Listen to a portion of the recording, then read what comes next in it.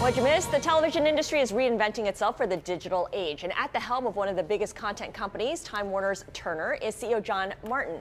He's applying data and technology to refine Turner's channels, which include CNN, TBS, and the Cartoon Network.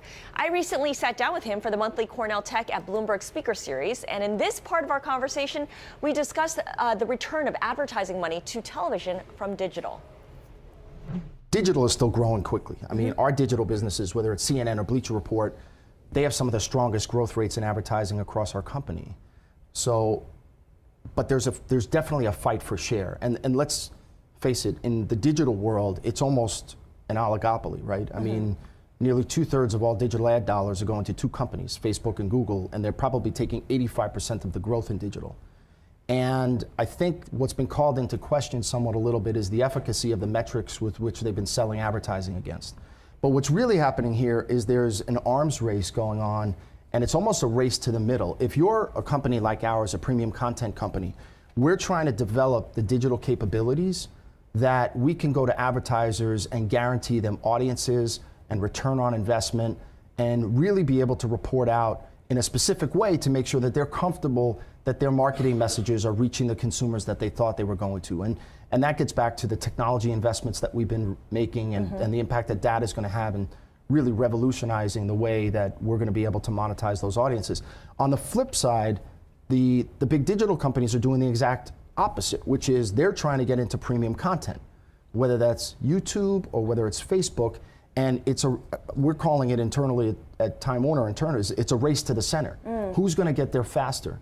Can TV pick up the best of what has made digital distinctive and different, and in the eyes of advertisers, a really terrific buy, versus, can the digital players get their hands on enough premium content that they can convince the advertisers to continue to go in their direction?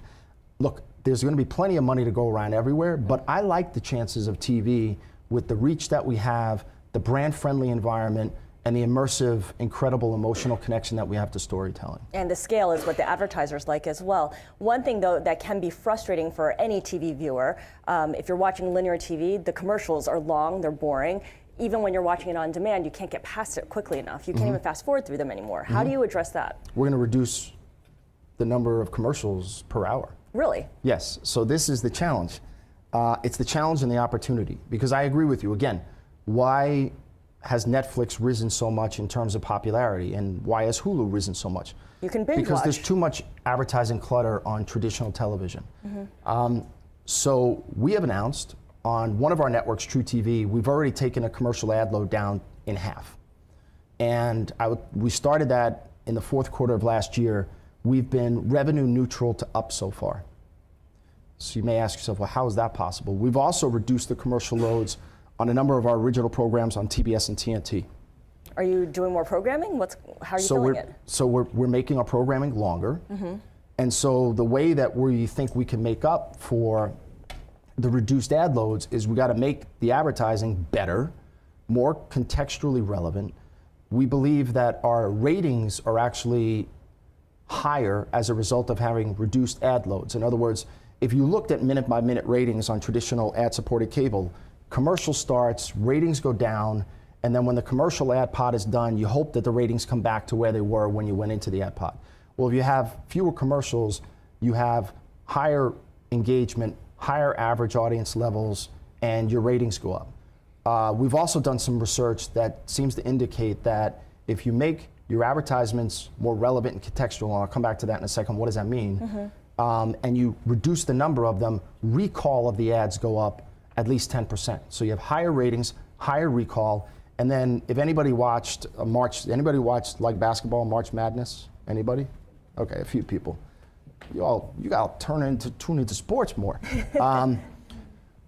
We were putting on advertisements during the March Madness basketball tournament that had Charles Barkley in them, Samuel Jackson, Spike Lee. These were engaging, funny advertisements, and as premium content content in its own right. And so we now have studios internally at Turner where we're producing our own advertising. What kind of investment does that take? Well, I mean, it costs a little dough, but we're a big company. We're all right. What you're describing sounds like a Super Bowl ad where people stick around to watch like the 12 ads. months of Super Bowl ads, basically. 12 months of Super Bowl ads. Well, that's what it's going to have to, because ad-supported television is not going to be able to sustain if you continue to interrupt the television shows with, you know, very quick spots and dots commercials. There's been so much innovation in distribution, in programming, and there has not been a lot of innovation in advertising. And I think over the next 5 years, there'll be as much or more innovation in advertising than any of the other areas of the business.